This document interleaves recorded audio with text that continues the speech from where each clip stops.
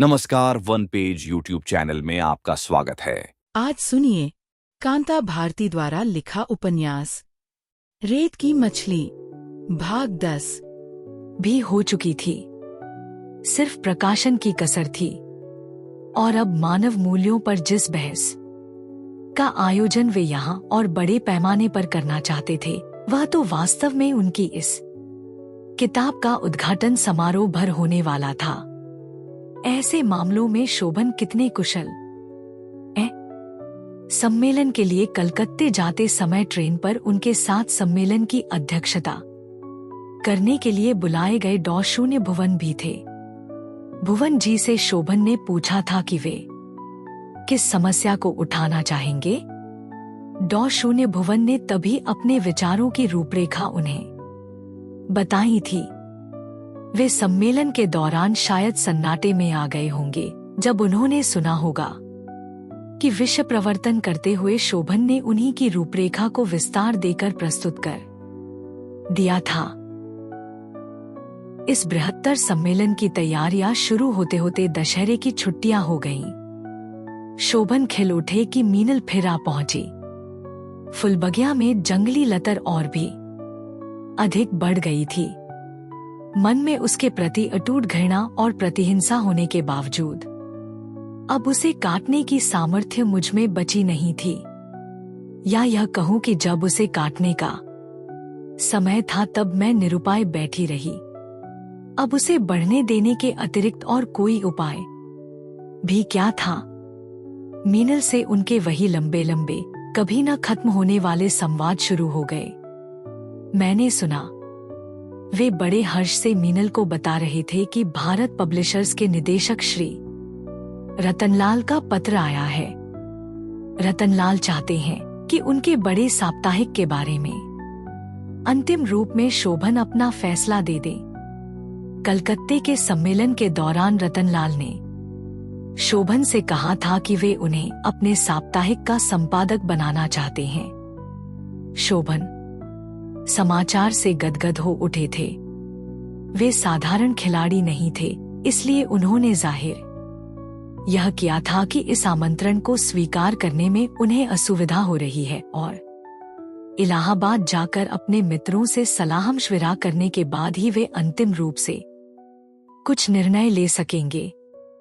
नाम के लिए अपनी विरक्ति जाहिर करने के बाद शोभन ने अपने मित्रों से इस बात की चर्चा भी की थी। मित्रों को वे ये दिखाना चाहते थे कि उन्हें कितना बड़ा महत्व मिल रहा है। वर्मा जी ने बहुत धीरे से मुस्कुराकर कहा था, शोभन, तुम्हें याद है पिछले बरस हम लोगों ने सम्मेलन किया था। तुमने उसमें कहा था कि साहित्य और साहित्यकार के लिए राज्याश्रय खतरनाक है। यह बताओ शोभन, तुम्हें दिया जाने वाला यह संपादकत्व क्या एक धनी व्यक्ति का आश्रय नहीं होगा। वर्मा जी ने जो नहीं कहा था वह शोभन के चित्रकार कवि मित्र ने ठहाकेदार हंसी के साथ कह डाला, राज्याश्रय छोड़कर सेठाश्रय चुनोगे। शोभन ने वह वार्तालाप इससे आगे चलने नहीं दिया था। अपने मित्रों से जो अवमानना मिली थी उसे शोभन मीनल से छुपा गए, बल्कि उन्होंने कहा कि उनके साहित्यिक मित्र उनसे इसलिए रुष्ट हैं कि ख्याति की दौड़ में वे पीछे रह गए। मीनल ने उनके इस आत्मसंतोष को समर्थन दिया। शोभन बहुत खुश थे कि उनकी महत्वाकांक्षा को अयाचित बल मिल रहा है। शोभन से कटी हुई हैं, अब इतनी तिक्त होती जा रही थी कि उस दुनिया में झांकने की मेरी इच्छा भी नहीं होती थी। मैंने अपने आप को जब निर्वासित कर लेने का ही निश्चय कर लिया था।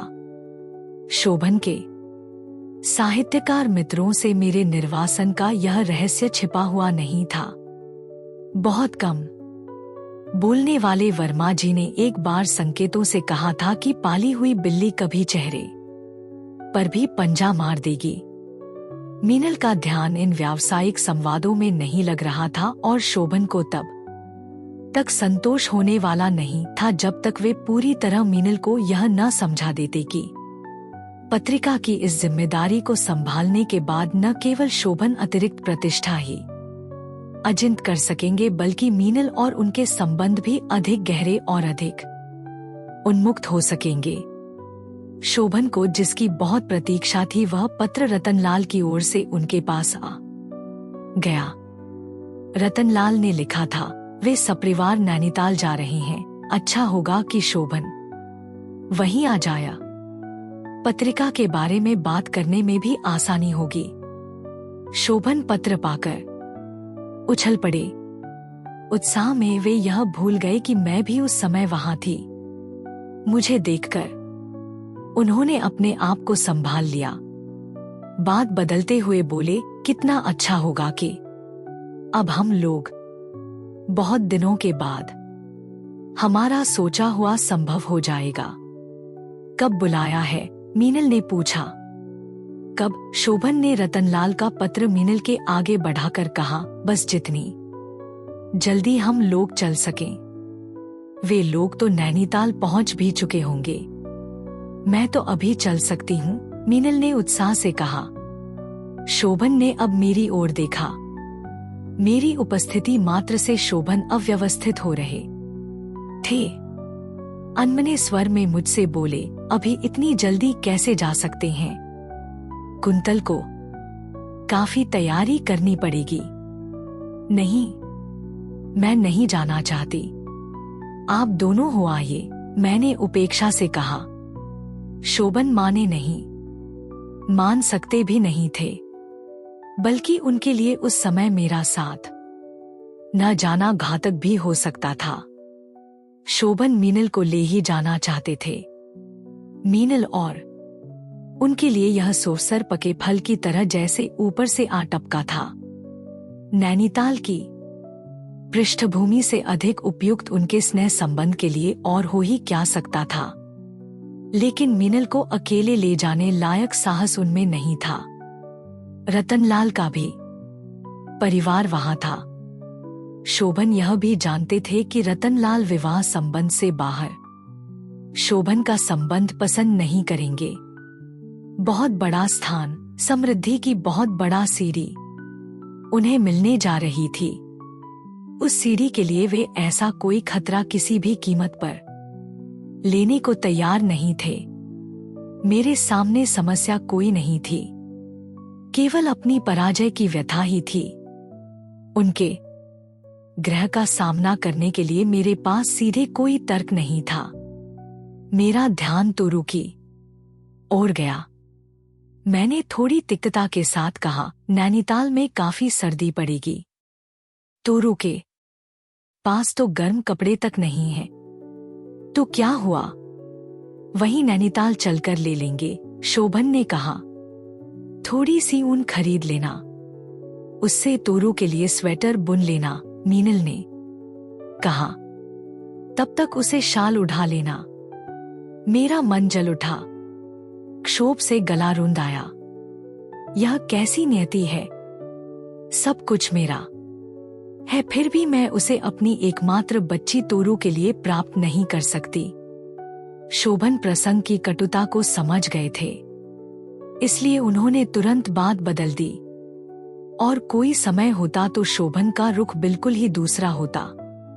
इस समय तो वे किसी भी कीमत पर स्थिति संभालने को आमादा थे। सारी बात भूलकर उन्होंने अतिरिक्त आत्मीयता दिखाते हुए मुझसे कहा कि तुम्हें तो चलना ही होगा। मैंने मन में सोचा था कि यात्रा के बीच मन बदल जाएगा, नई जगह पहुंचूंगी तो नया वातावरण अवसाद को अपने आप ही समेट लेगा। लेकिन ऐसा कुछ हुआ नहीं।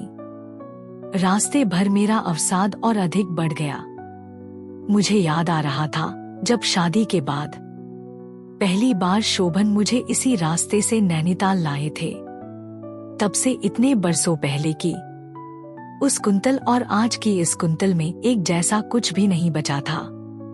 शोभन मीनल से सटे हुए खिड़की से बाहर देख देख कर इस तरह बातें कर रहे थे कि देखने वाला उन्हें ही पति पत्नी समझता।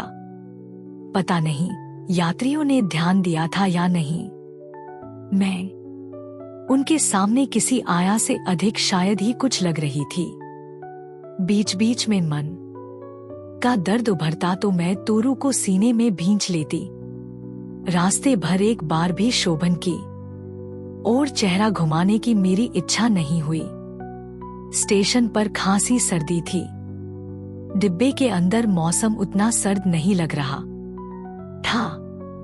बाहर निकलते ही मैंने देखा तोरू की नन्ही नन्ही उंगलियां सर्दी के कारण नीली हो आई थी।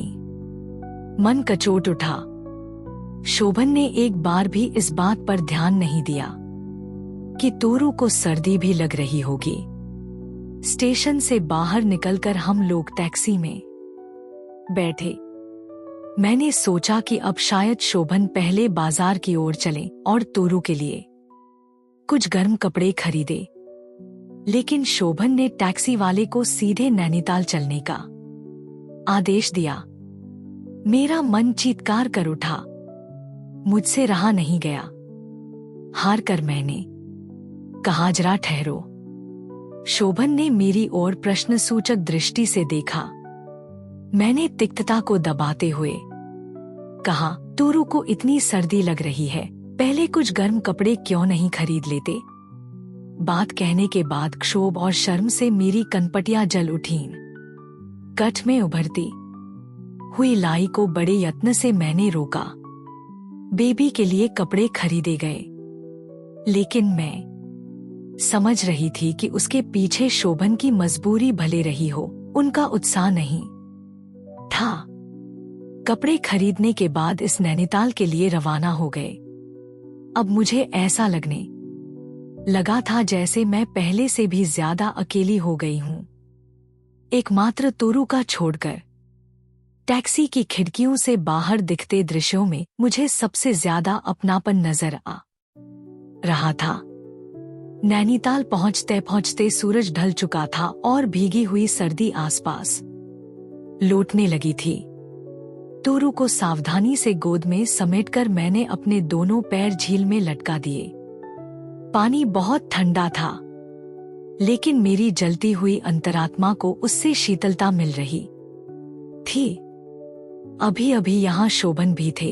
1 मिनट में आने को कहकर वे उठ गए। इस बार बुरा नहीं लगा। ऐसा लगा एक कड़वाहट मेरे पास बैठी थी जो अब उठकर कहीं चली गई। एकांत से मुझे थोड़ा आश्वासन भी हो रहा था। यह झील डूबने के लिए भी तो काफी है, मैंने सोचा। लेकिन फिर मैंने यह भी सोचा कि पराजय की जिन गहराइयों में मैं डूब चुकी हूं, उनसे इस झील की गहराई कहीं कम है। सच तो यह है कि डूबना अब दोबारा नहीं होगा। लहर डुबाकर, झकझोर कर, निष्ठुर होकर जिस बिंदु पर छोड़कर लौटी है, वहीं से अपना रास्ता शुरू होता है। शीतल धवल अपनी छाती पर खेलकर नीचे धकेल दी गई जलधारा पत्थर, बालू और मिट्टी की कब्र से बाहर आएगी। हरितिमा को अमरबेल खा गई, लेकिन जीवनी शक्ति के तंतु अभी भी जीवित हैं। शोभन की प्रतीक्षा निरर्थक थी। प्रतीक्षा करने की इच्छा भी नहीं थी। सूरज ढलते चूंकि सर्दी और अधिक हो जाने का डर था, इसलिए मैं तोरू को लेकर झील के किनारे से लौट पड़ी। एक जगह मैं यह सोचकर संतुष्ट भी हुई कि शोभन और मीनल जब वहां लौटेंगे तो मुझे न पाकर निराश होंगे। होटल पहुंची तो मालूम हुआ कि भारत पब्लिशिंग हाउस के रतन लाल जी का संदेश आया हुआ था। रात को भारत पब्लिशिंग हाउस के मालिक की ओर से शोभन और श्रीमती शोभन को डिनर पर बुलाया गया था। श्रीमती शोभन देखकर मन जल उठा। जी में आया कि मैं उस स्लिप को फाड़ दूं। निमंत्रण तो शोभन और मीनल के लिए होना चाहिए था। श्रीमती शोभन नाम का एक पद अवश्य था, लेकिन उस पद पर अगर मीनल न थी तो मैं भी नहीं थी। काफी रात गए शोभन लौटे। कमरे का दरवाजा खुलने से पहले मुझे हंसी सुनाई दी। मीनल हंस रही थी। इस तरह हंस रही थी जैसे गुदगुदाया जा रहा हो। दरवाजा अंदर से बंद नहीं था, लेकिन खोलने के लिए मैं उठी नहीं। शोभन अंदर आए। आसपास उन्होंने इस तरह देखा जैसे कमरे में मेरा औरतों का अस्तित्व ही न हो। मेज पर भारत पब्लिशिंग हाउस से आई हुई स्लिप एक एशट्रे के नीचे दबी थी। शोभन ने उसे पढ़ा और बोले, ओहो, देर न हो जाए कहीं, 8 बजे बुलाया है और 7:30 तो वैसे ही बज रहे हैं। मीनल, तुम जल्दी से तैयार हो जाओ।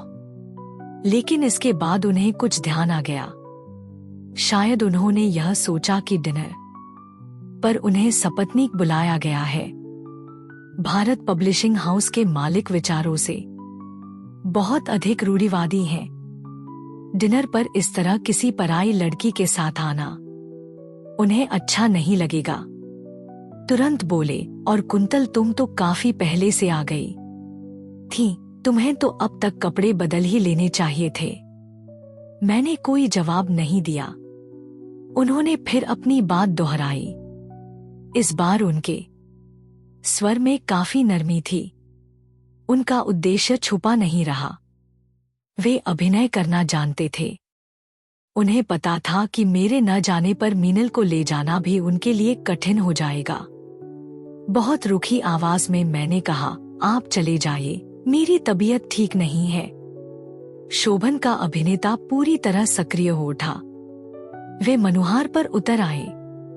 मनोहार भरी जबरदस्ती के बाद अंततः वे ही फिर जीते। डिनर से लौटने के बाद मेमने की खाल में छुपा हुआ भेड़िया सहसा बाहर आ गया। उनका काम निकल चुका था, इसलिए अब अभिनय की कोई जरूरत नहीं थी। भारत पब्लिशिंग हाउस के मालिकों से साप्ताहिक पत्र के संपादन के लिए काफी अच्छी शर्तें तय हो गई थी। मालिक इस कमरे में इस समय मौजूद भी नहीं थे, इसलिए शोभन को अपनी प्रसन्नता जाहिर करने का बहुत अच्छा मौका मिल गया। मीनल को उन्होंने बाहों में भरा और चूम लिया। डिनर के दौरान मैं शोभन से कुछ दूर बैठी थी, इसलिए उस समय मुझे पता नहीं चल सका था कि उन्होंने उस समय जो खुशी जाहिर की उसका राज क्या था। मीनल को भी उतना सब पता नहीं था। रात काफी हो गई थी। होटल में गहरा सन्नाटा छा गया। एक पलंग पर मैं था। कमरे में 2 बड़े पलंग पड़े थे, दोनों एक दूसरे से काफी दूर। तोरू के साथ और दूसरे पर शोभन मीनल के साथ। वे धीरे धीरे मीनल को बता रहे थे कि तय यह हुआ है कि शोभन यूनिवर्सिटी से 1 साल की छुट्टी लेकर बंबई जाएंगे और यह देखेंगे कि वे पत्र संभाल सकते हैं या नहीं। कुंतल और तोरू इलाहाबाद में माँ के साथ रहेंगी।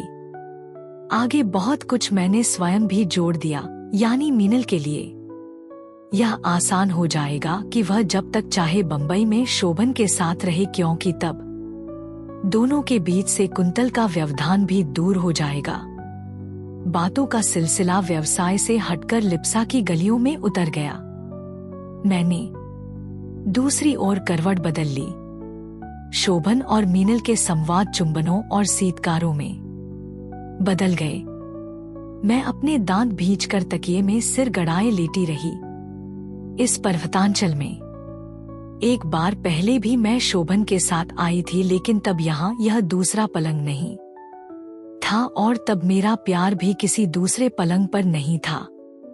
कहाँ भटकते रहे थे हम लोग। पूरा वह एक कितनी महीना तेजी से किसी पानी की धार की तरह पर्वत से कूदकर नीचे तक दूरी तय कर गया था। लेकिन अब यही मेरा संबंध एक ऐसा ग्लेशियर बन गया था जो इतने धीमे धीमे आगे बढ़ता था कि लगता था जैसे उसमें गति है ही नहीं। 2 हफ्ते का वह छोटा सा समय कितनी कठिनाई से बीता यह मैं नहीं कह सकती। 15 दिन के बाद हमारे वापस लौटने का दिन आ गया। लेकिन वह वापसी किधर? क्या मैं अपनी दुनिया में फिर से वापस लौट सकती हूँ? बहुत सी परिस्थितियों में वापसी सुख देती है, लेकिन इस वापसी में सुख नहीं था। मुझे मालूम था कि अब जिस इलाहाबाद में मैं वापस जा रही हूं वह किसी निर्वारान से कम नहीं होगा। घर पर 15 दिनों में फुलबगिया में वह लतर फिर फैल गई थी। शोभन और मीनल तेजी से मां को आवाज देते हुए अंदर चले गए। मैं एक क्षण के लिए ठिठक कर उस लतर को देखने लगी। जाने क्यों इस बार लगा कि वह लतर मेरी दुश्मन न होकर कहीं मेरे मन की एक यातना ही है। जिस तरह मेरी यातना विवश होकर मेरे तन मन में फैलती जाती है, उसी तरह यह लतर भी विवश है। बंबई जाने के शोभन के निश्चय पर मां अवाक रह गई। कातर होकर बोली, बेटा, अब जीवन के थोड़े से ही दिन रह गए हैं। इसी गंगा के चरणों में जीती रही हूं। यही थोड़े दिन बाद समा जाना है। अब मैं कहाँ जाऊंगी बेटा? अब तो कोई अपना घर भी नहीं है। उसे बेचा न होता तो वहीं जाकर रह लेती। फिर कुछ सोचकर बोली, लेकिन बेटा, मैं तुम्हें नहीं रोकूंगी। बड़ी नौकरी है, तुम्हारा जीवन बन जाएगा।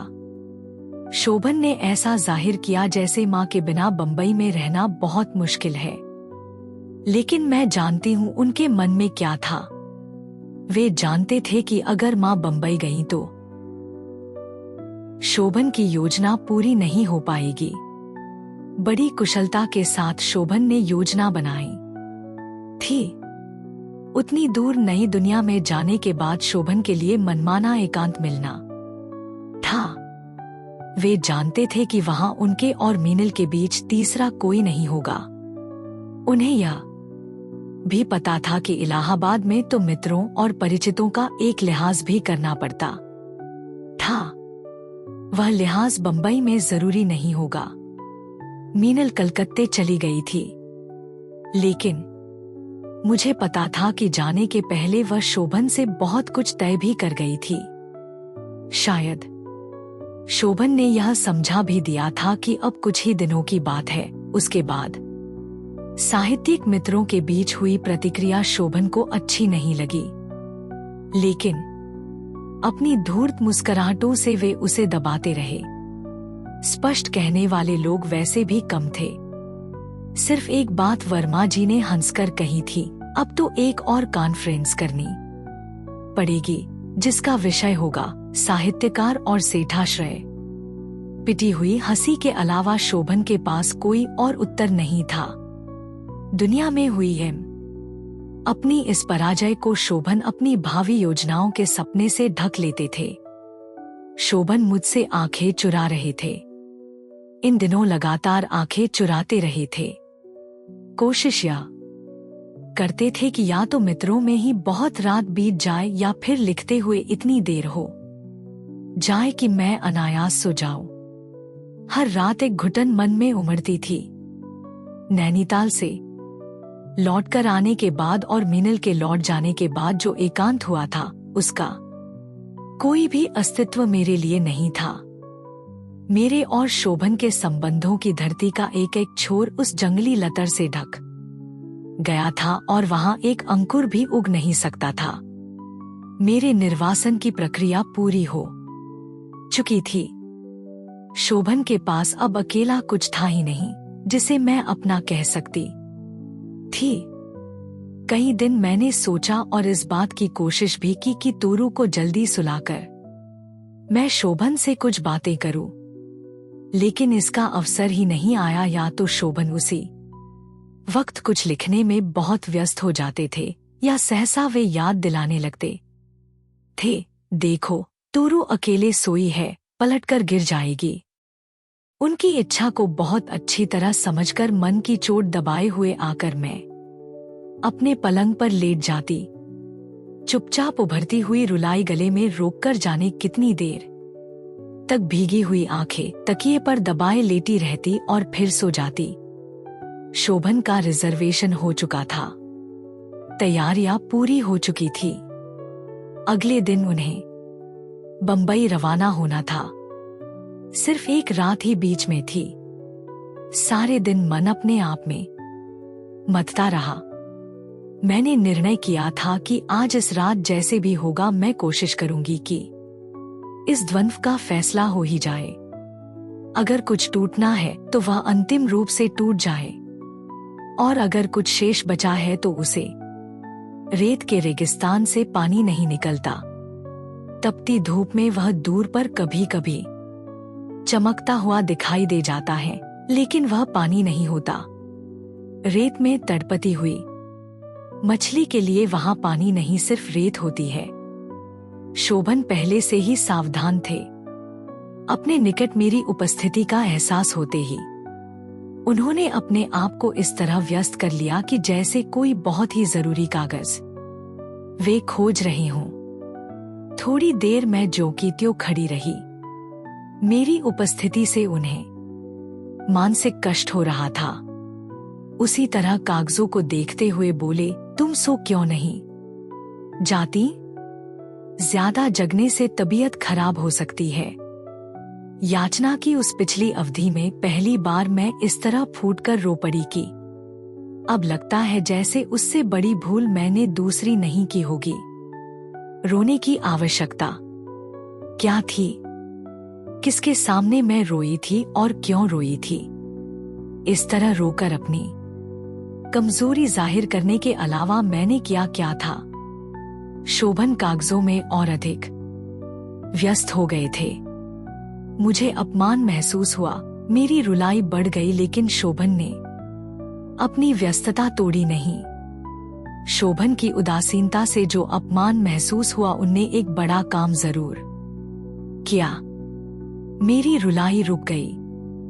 यह अच्छा ही हुआ, क्योंकि अधिक रोती तो अपमान ही अधिक बढ़ता। शोभन की उदासीनता में कोई अंतर नहीं पड़ता। मुझे पता चल गया था कि मेरा निर्वासन अब निश्चित हो गया है। मैं तेजी से अपने पलंग पर लौट आई। शोभन ने शायद अपनी निरर्थक खोज एक क्षण के लिए बंद कर दी। कमरे में पूरी तरह सन्नाटा छा गया। शोभन शायद उस सन्नाटे से ऊब गए होंगे, क्योंकि उनकी आवाज सुनाई दी, कुंतल, तुम तो बच्चों की तरह व्यवहार करती हो।